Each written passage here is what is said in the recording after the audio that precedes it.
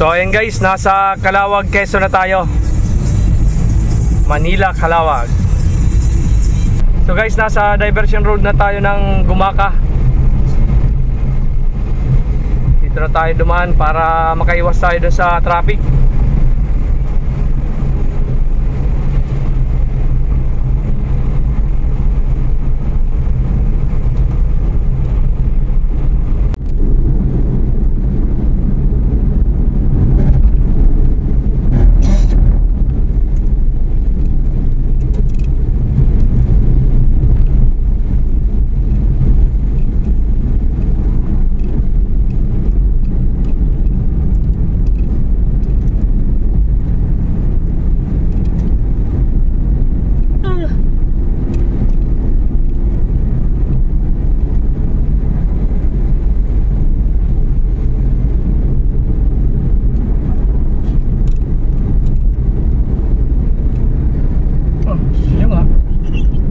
Sana all. Napang kigo. Walang yata na ito.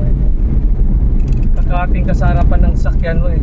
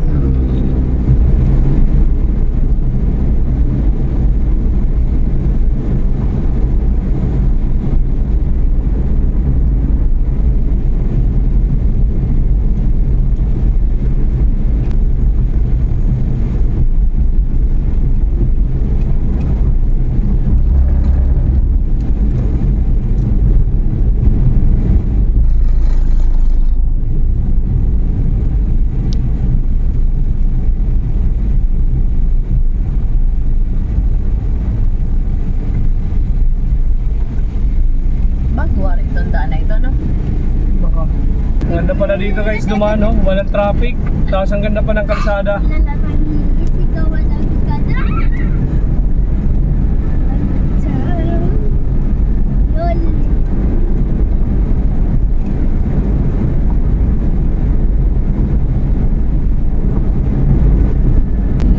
Ito pala yung pinakamalapit na daan.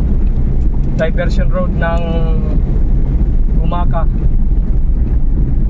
Nung papunta tayo ng Bicol, dito tayo dumaan sa Gumaka mismo. Kaya medyo natagalan tayo, tapos sobrang traffic, tapos maraming lubak.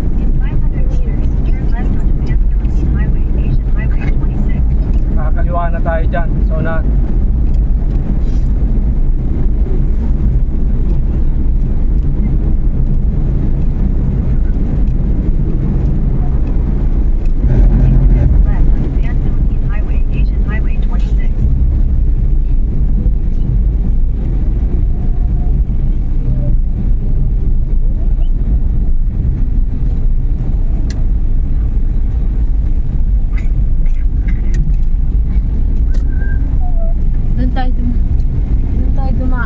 Dumiretso tayo, ano? Oo, dyan ba yun?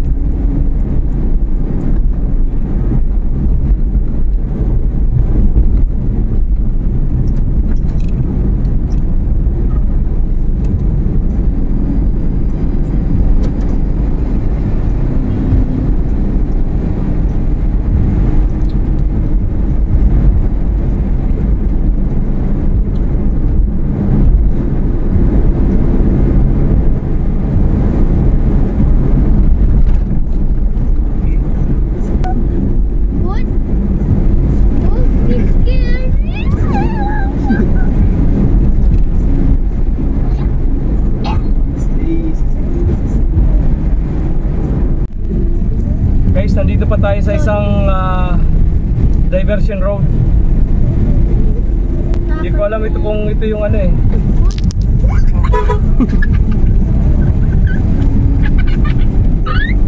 Ay, nakaparada kasi dun eh. Kasi itong kalsada na ito, hindi mo alam kung ano, kung dalawa baga o isa lang dito.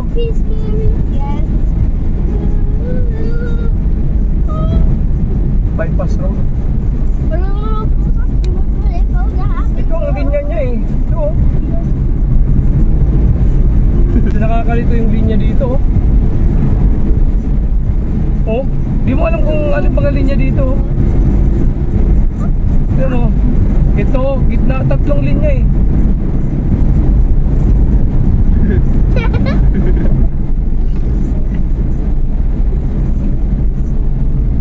Oh, doon sila nag-ano sa ano, last na linya oh. Tapos biglang mapunta Oh, hindi man sila dito sa ano. Tapos biglang mapunta dito sa... Oh. Tignan mo, doon sila oh, talaga ang linya nila oh. Hindi alam kung shoulder yon. Tapos doon ano, tignan mo. Walang mga linyang kalsada oh. Hindi mo alam kung saan ka pupwesto.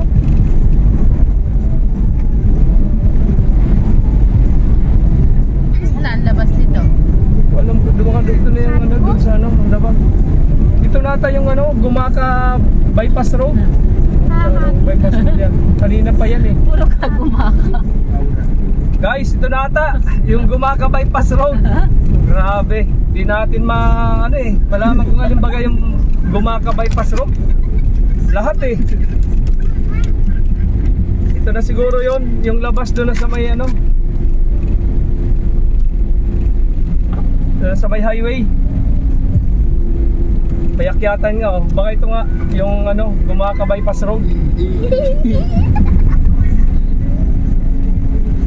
Kaya dahil ka lang?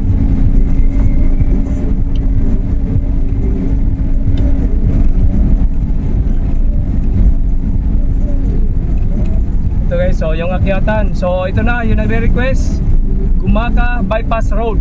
Ito na, nandito na kami. So titingnan natin kung gaano nga ba katarik ito. Ito na yung kanina pang hinahanap ko eh. Hindi ko matagpuan. Gumaka Bypass Road. 3,500 RPM, 97 degrees Celsius, 13.8 ang voltmeter natin ngayon.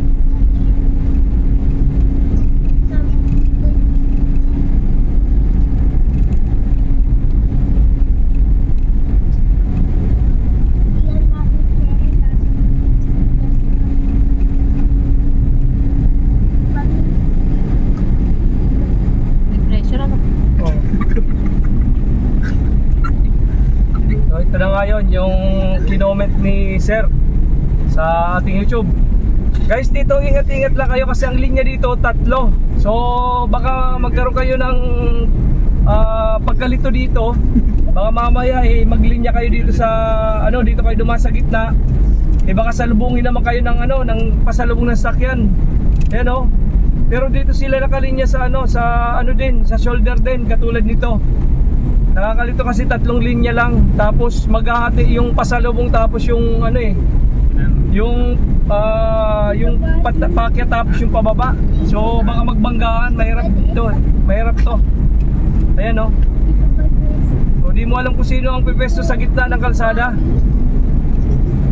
Kaya dito na lang tayo sa pinakagilid na lang para safe. Huwag na tayo dun sa gitna. Pababa naman to. Sus. May mga nakauslilang na kahoy. Daan-daan lang kayo. Ito, apat na linya. So pwede na tayo dito sa may gitna. Pero dito na lang para sigurado. Kasi baka mamaya sa dulo tatlong kalsada naman. Ito packet ko guys oh. Pag galing kayo dun sa Maynila papuntang Bicol, ito matindi rin yung akyatan nito. Ayun oh. Packet talaga. So tayo pababa ngayon. Uy!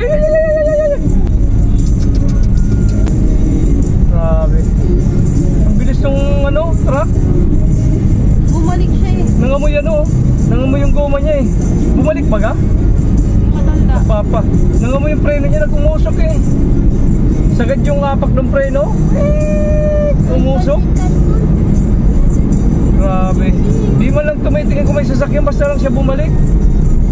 Naku, makakadali pa yung ano. May pansit kanto na yung goma yun. Namreno yung ano, yung truck. Kasi yung matanda masasagasaan.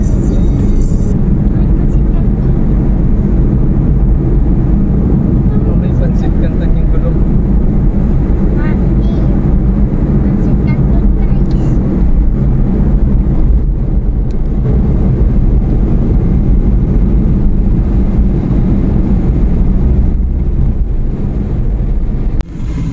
Meron dito guys na pier.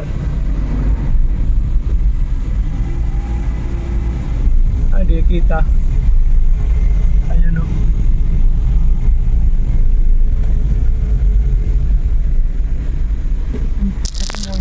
Atimonan. Port of Atimonan. Yan. Port ng Atimonan. Yan o, sa baba.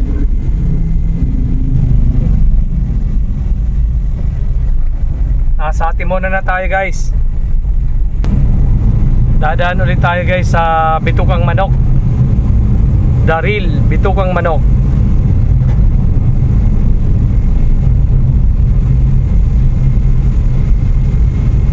Balianda naman natin pabalik naman. Yung dinaanan natin dating pababa, so paakyat naman tayo doon. Tapos yung inakyat natin nakaraan, ngayon pababa naman tayo doon.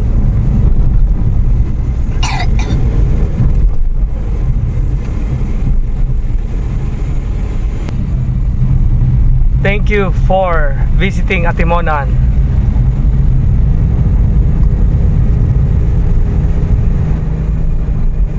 So ayun guys, akit na ulit tayo sa Bitukang Manok.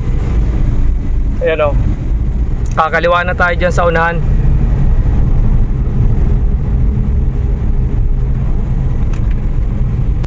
Paakyat na ng Bitukang Manok.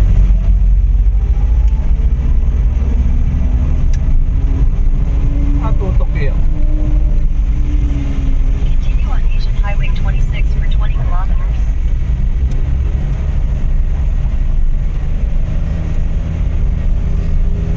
So, naka-drive lang tayo, naka-AC.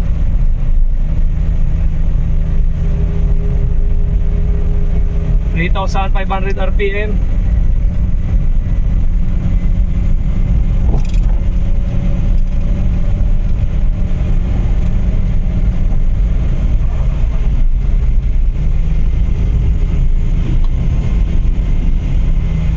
Marami nagbabike dito guys, oh. Ang dami. Alright. Panalo na yung nasa unahan.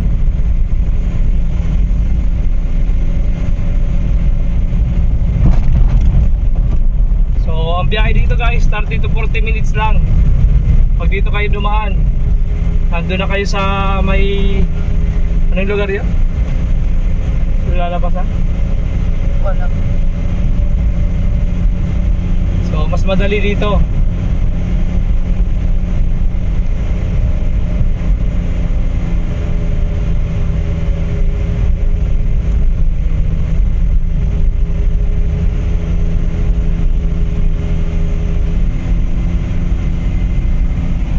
Tarik talaga ito guys, oh. Tignan mo, pagpakit kayo dito sa kapila, dire-diretsong akyatan to. Ilaw na tayo, madilim na eh. Yan, ganda ng ano, reflectorized na ano, warning sa gilid ng kalsada.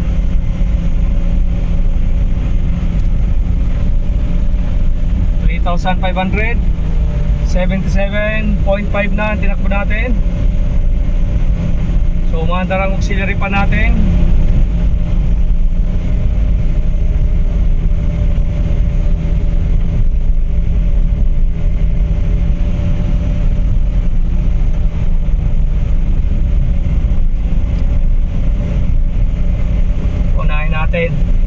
Malakas sa makina. So ang speed natin 30 to 40 km per hour.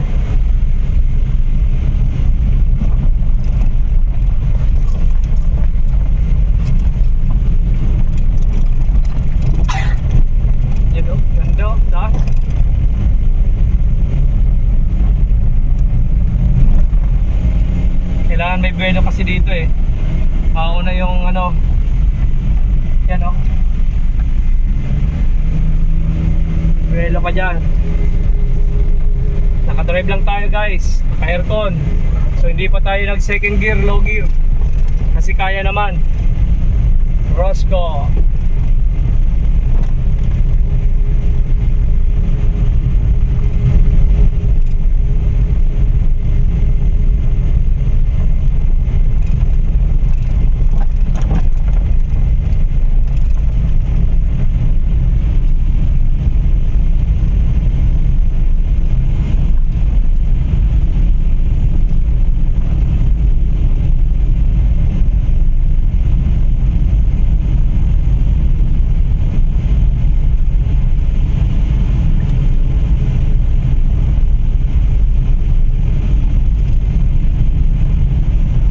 Yung park guys oh. Yan oh. Yung pagkaibabaw, andito na yung park.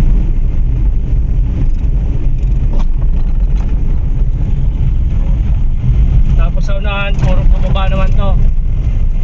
May konting pakyat pa dito.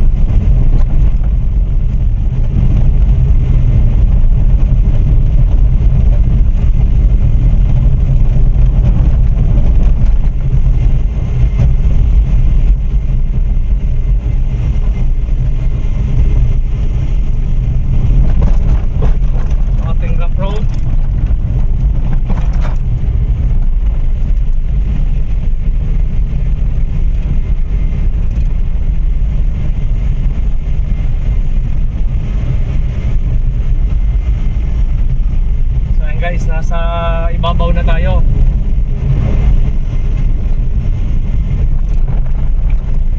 So, ang takbo natin 30 to 40 km per hour. Oh my god. Malalim, malalim.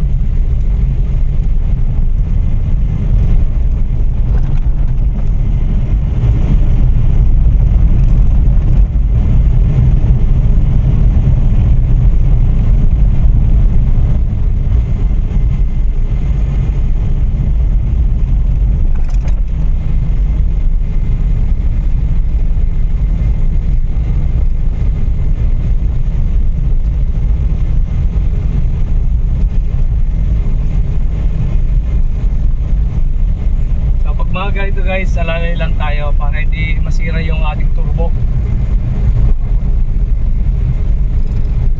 Kasi maliit lang yung ating makina. So kailangan din nating alalayan. Hindi naman natin kailangan magpabilis ng takbo. Ayan, nasa ibabaw na tayo. Ngayon pababa naman.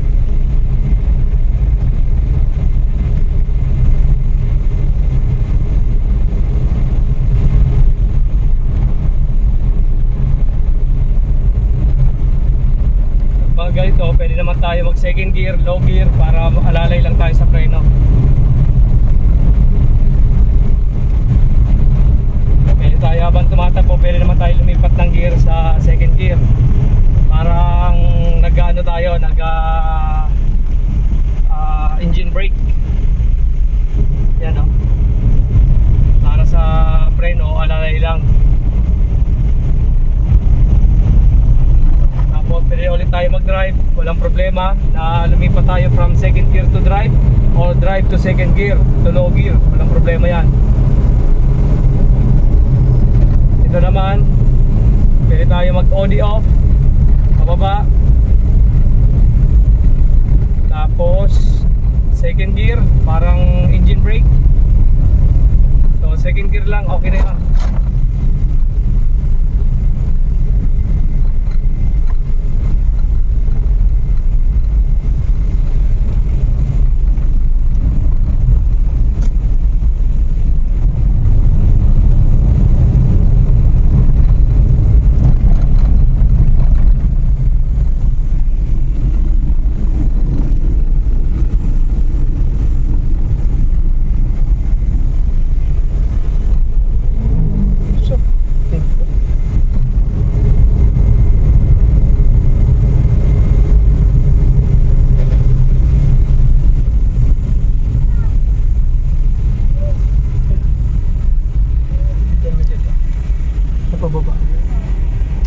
Guys, so pababa yan.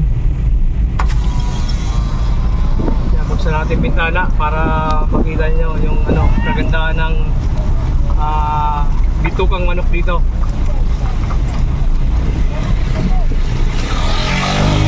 Mga riders.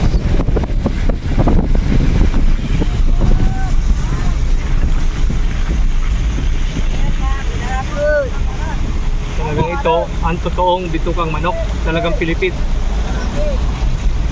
Yan o, Quezon National Forest Park, 1969. Improved by President Ferdinand E. Marcos and Governor Anacleto C. Alcala. Panahon ni Marcos, 1969.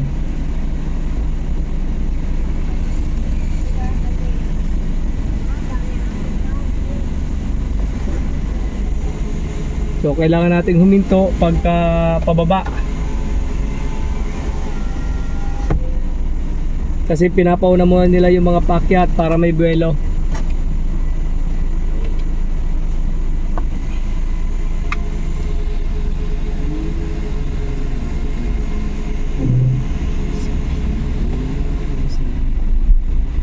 Go na ulit. Ano?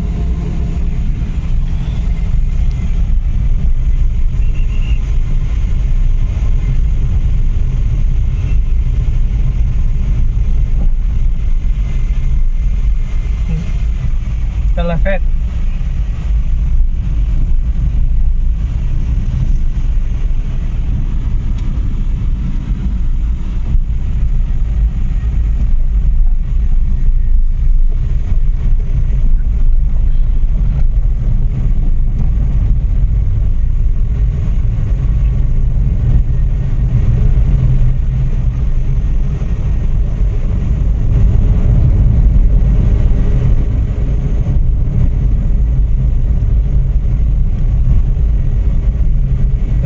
Tayo sa labasan nito.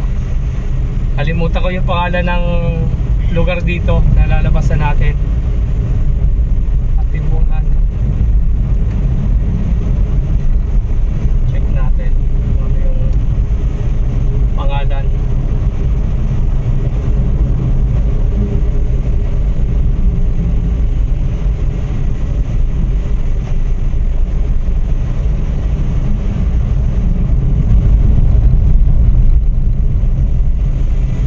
Guys, naka second gear tayo dito pababa.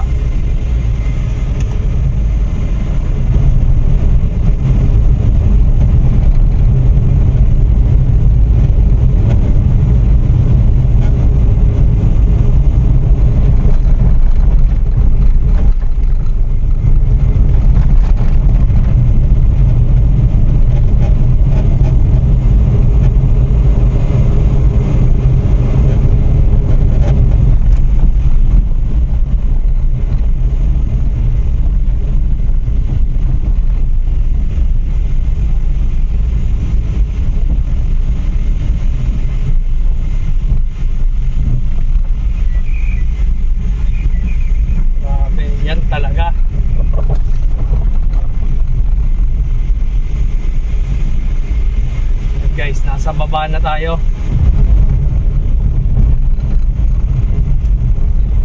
Napakabilis ng biyahe pag dito kayo dumaan.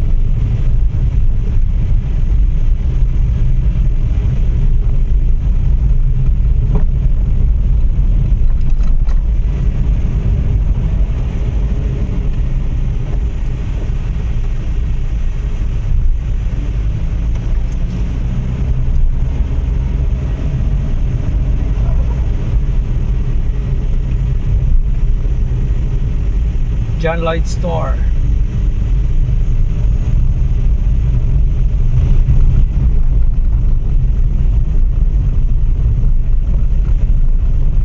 So ayan guys, so intersection na to. Dahan-dahan lang kayo dito. Baka makalimot kayo, dire-diretso kayo dyan, ya. Intersection yan. Yan yung ano, diversion. Yung dyan sa kanan natin.